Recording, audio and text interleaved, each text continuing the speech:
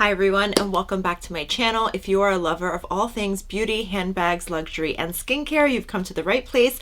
My name is Cece, and welcome. If you are new, welcome back. If you're not, today we're going to be talking a little bit about my favorite things to do to unwind. 2024 for me is a year where I am really focused on self-care, self-appreciation, and self-love. And everyone knows we all love a good girl therapy session. So today I'm going to be talking about fun things I do to unwind, relax, and make sure that I'm getting that self-care.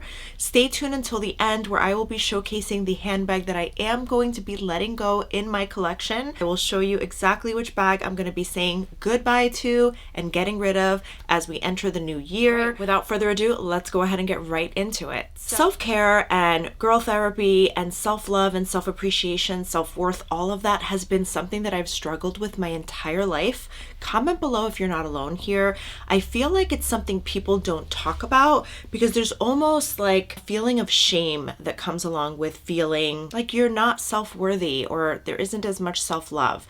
But I've been reading a lot of self-help books that really focus on the importance of how we speak to ourselves and how we treat ourselves. I have battled with anxiety and depression my entire life.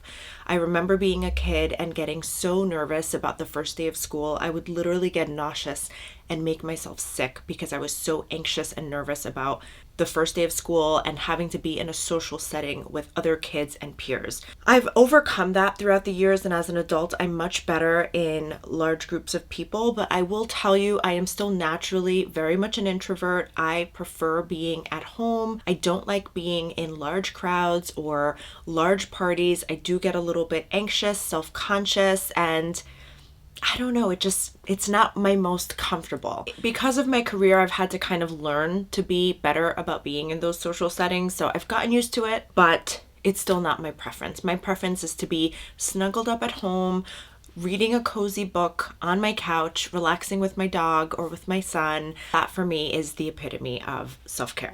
So I did want to talk to you guys today about what I do to unwind and relax and the importance and the steps that you can take to be better about promoting more self-care and getting more self-love in your life. So there is a long list of books, some top books that I've read, which I will recommend for you guys and include in my description box below. These are books that have helped me along the way be better about more self-love, self-care, the importance of taking time for oneself. Whether it's 10 minutes a day in the morning, sitting alone in your living room, drinking coffee, whether it's reading a book, whether it's taking 10 minutes to meditate. It's so important to have that time to yourself where you can unwind and just relax and get back to yourself. Right? Get back to neutral, get back to being centered and feeling grounded. To me, that's just the equivalent of getting back to neutral, right? We're like cars, constantly on the go engine that's just running. And unfortunately, if you don't stop to fill up your gas tank and get back to neutral, you're going to overexert yourself and you're going to run out of gas. That's why burnout is such a real and prevalent issue. I myself have gotten burnt out numerous times.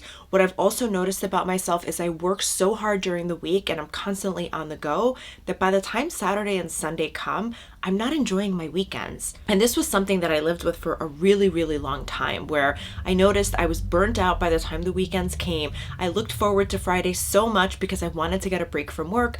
And by the time the weekend came, I was so exhausted. I would literally just lay around the house all weekend, just rotting all day. In my robe, in my PJs, I didn't want to do anything. I didn't want to go out with friends. I didn't want to see people. And I just felt overly tired and fatigued. I think part of that has been from a lack of nutrients, a lack of supplements, lack of vitamins. So I have started to incorporate that in my everyday. That's my tip number one for self-care, is making sure that what you're putting into your body is what your body truly needs and will help that gas tank of yours not be depleted, right? You want to reinvigorate your body, make sure that you're not depleting your nutrition, your minerals, your vitamins. You want to make sure that you are operating at the highest efficiency possible. And a lot of that comes with eating the right foods, drinking enough water, taking supplements, taking vitamins, and just taking care of yourself. Exercise is also another really important thing, although I have to say I haven't been good about that yet. I did recently quit my membership at Pilates, but it was more so because the scheduling just wasn't working out. And I am thinking about getting back to lifting weights. I found that when I was lifting weights, I felt my best. I was in my best shape. I was able to lose weight the quickest and maintain that weight loss. My body is just built in a way that lifting weights just works best for me. Find something that works best for you and do that. Whether it's taking a walk, whether it is taking Pilates or yoga, whether it's lifting weights or just running, whatever makes you feel happy and makes you feel good and your body responds to favorably, go out and do that. And I would highly recommend doing that at least 3 times a week. You want to just make sure you're being active as much as possible. So that's my tip number 2. Tip number 3. One thing that I do that has become part of my morning routine is I take at least 10 to 15 minutes every morning. It doesn't matter if I have to be at work on site with a client that morning. It doesn't matter if I'm traveling. I always take at least 10 minutes for myself in the morning to just sit down in peace and quiet and enjoy my coffee. And for me, that is a sense and a way of meditating. Now, I wouldn't recommend having that take the place of meditation. There's so many benefits to meditating, and I've noticed a huge improvement in my own anxiety and depression when I've actually taken the time to meditate. So I would also highly recommend, in addition to taking those 10 minutes to yourself or whatever you can, take 10 minutes in addition to that to just meditate. Sit in stillness, open your mind, shut down the noise, get centered. It will pay off so much. I've noticed that when I meditate, my creative juices start flowing. I feel more grounded and centered. I feel less anxious. I feel more at peace. And my mind, there's a sense of clarity there that I'm able to perform much better at work, with my family. I'm just a better person. I feel happier. So meditation and taking those 10 minutes for yourself every day is so important. Tip number 5 is to make sure that you're practicing gratitude. All of the books that I've read have talked about the importance of practicing gratitude every single day. And I do have that 5-minute journal. I know it's very popular on social media, but having that 5-minute journal, which I don't always write in, I will say I have to be better about it, but taking the time to write in your 5-minute journal every day, highlight the things you're thankful for. And they can be everyday, ordinary things. It could be the cup of coffee you're drinking in the morning, the fact that you have a home and a roof over your head, the fact that you have a comfortable bed to sleep in at night, the fact that you have your health and your children's health. We are so fortunate and lucky when we are healthy. And when you have your health, we take it for granted. But when you don't have your health, that's literally the only thing you're praying for, is to just be healthy again. Take the time to show gratitude. It can be for the simplest things. It's so important to show some gratitude and appreciation for those things in order to let in that positivity and manifest more good things coming your way. So those are my top 5 tips. In terms of self-care itself, my skincare routine is definitely my self-care time. I'm alone usually. I am taking the time to really take care of my skin, wash my makeup off at night, take a hot shower, make sure that I am adding in the right nutrients, minerals, and things for my face for skin health. That to me is so important and such an important piece of my self-care. Following my skincare routine morning and night religiously has been a big part of my self-care. This is something that I started about 3 years ago and I've just continued to maintain over the years, and it's made such a difference not only in my skin but also in my mental health. The other thing I would say, using a nice delicious new shampoo, using a new body wash. There is one body wash that I swear by, and I feel like the minute I get into the shower, I always look forward to using this body wash. The smell itself just makes me feel so soothed and relaxed. I just love it so, so much. So I will link that for you guys down below. Taking care of my hair and my skin, all of those things are so important to me. The other thing I've really gotten into recently, I would say over the last year or so, is taking myself out to breakfast, lunch, or even dinner. Dinner is a little harder, but I have come to really, really enjoy my time alone. Taking myself out, I think, is such a beautiful thing. Going to a cafe, going to a beautiful restaurant, wherever it is, you can go where you want, you can order whatever you'd like, you can just go at your own pace, and it's so nice.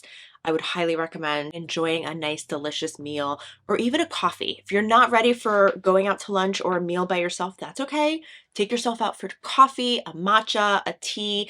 It's still really great, and you'll find so many different ways to enjoy time for yourself alone. Even going to like a bakery or a pastry shop, a beautiful Parisian or French style cafe is one of my favorite things to do. I'll sit down, I'll get a matcha latte and a delicious croissant or another type of dessert, and I just really find myself enjoying the time. I just love it so, so much. One of the things I have on my list of goals for 2024 is to take a trip by myself. I've seen a lot of other people do this on social media, and it has definitely influenced me. I think that's something that I'm putting on my list of self-care items for 2024. If you have any ideas, if you've been on trips alone, or if you don't and you have a list of places you'd like to visit, definitely comment with your suggestions down below. I'm always open to suggestions, and thinking maybe somewhere in the country, since it's my first time traveling alone and I do get a little nervous about that. Now, without further ado, I'm going to show you the bag that I am officially parting ways with. Right after this video goes up, I'm going to be posting it on my Instagram, so definitely follow me on Instagram if you're interested in purchasing this bag from me. I will be posting it on Instagram with all of the details. I will take detailed pictures for everyone so you can see the detailed pictures. If you're interested, let me know. This is the bag that I am parting ways with, and this was a tough decision because I do really love this Stella McCartney bag. It's such a cute, no fuss, no stress type of bag. Like, you can wear this bag anywhere. It's winter weather approved. You don't have to worry about snow, sleet, or rain because this isn't real suede. Have the metallic chain detail on the side, and it does come with the magnetic closure and this beautiful crossbody strap. So it really is such a beautiful bag. You can wear it crossbody, you can wear it on your shoulder. This is how the bag looks crossbody. Super, super cute. And it sits perfectly. For reference, I am 5'2", but I still think it sits like perfectly. I kind of like the extra long. And we are back. So if you are interested in purchasing this lovely Stella McCartney bag, definitely be sure to reach out to me on Instagram, DM me directly. My hope is that this bag goes to a lovely follower or subscriber that will put this bag to good use, style her in so many ways, and love her for many years to come. This is a beautiful bag I've had in my collection for several years now, and like I said, it is going to be hard to part with, but I just don't reach for her, so my hope is that someone else will really enjoy her and will love having her in their collection. This topic was suggested from one of my Instagram followers. On my broadcast channel, I requested topics you would like to see me film, and I got a few requests, but this was from Almi Cheng. So Almi, thank you so, so much for responding, and thank you so much for the recommendation. I hope you're watching and I hope you enjoyed this video. That's it. Thank you guys so much for watching. Until next time, bye. Oh, don't forget to like and subscribe. I appreciate all of you. Thank you guys so much. Bye.